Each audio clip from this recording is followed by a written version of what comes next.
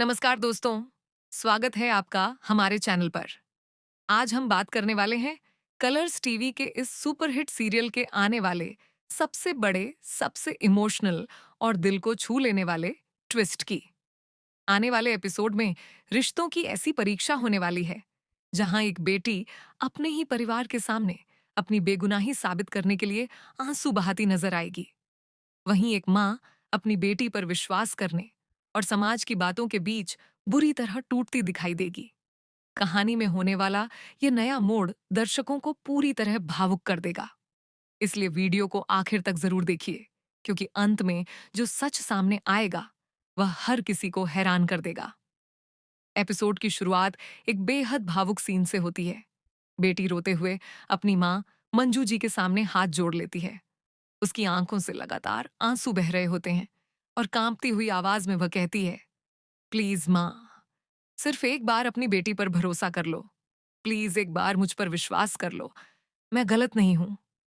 उसकी यह बात सुनकर वहां मौजूद हर शख्स कुछ पल के लिए खामोश हो जाता है। लेकिन मंजू जी कुछ भी बोल नहीं पाती। उनकी आंखें भी नम हो जाती हैं, मगर वह समाज और परिवार के दबाव के कारण अपनी बेटी का साथ देने की हिम्मत नहीं जुटा पाती। दूसरी तरफ परिवार के बाकी सदस्य भी बेटी पर शक कर रहे होते हैं। उन्हें लगता है कि उसने ऐसी गलती की है जिसकी वजह से पूरे परिवार की इज्जत दांव पर लग गई है। हर कोई उससे सवाल कर रहा होता है, लेकिन वह लगातार यही कहती रहती है कि उसे फंसाया गया है। वह बार बार अपनी माँ से सिर्फ एक मौके की मांग करती है, ताकि वह अपनी सच्चाई साबित कर सके।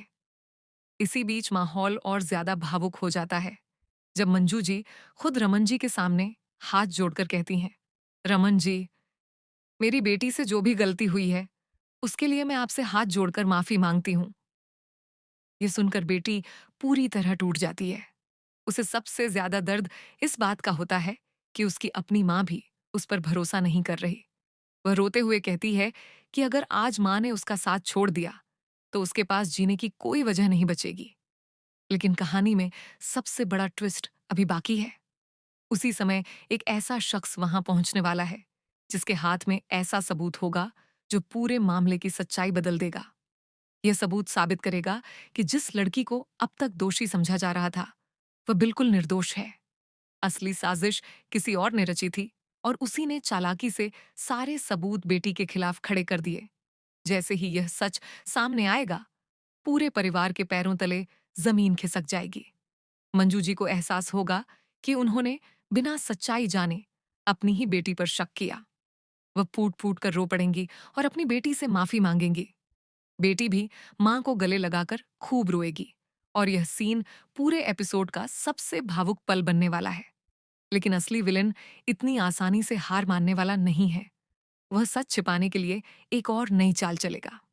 वह सबूत को झूठा साबित करने की कोशिश करेगा और परिवार के लोगों को फिर से गुमराह करेगा।